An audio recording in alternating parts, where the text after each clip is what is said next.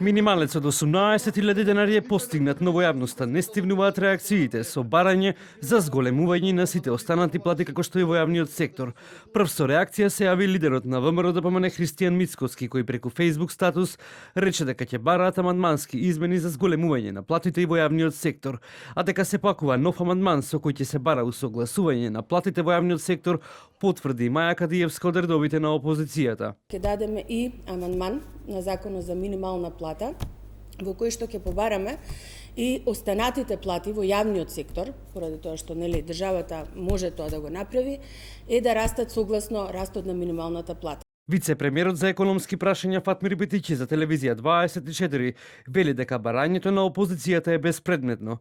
Пари за усогласување на останатите плати рече дека се дел од законското решение. Нивното барање е безпредметно, затоа што веќе е интегрирано во законското решение за минимална плата, како што било и претходно, плюс Законот за наставници и стручни соработници е заглавен во собрание подолго време од опозицијата.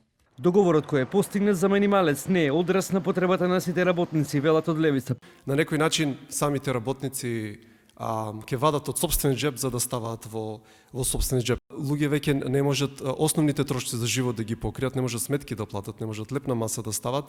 Ние тој предлог закон од владата што ќе стигне, каков и да е, ќе го поддржиме, иако е половично решение.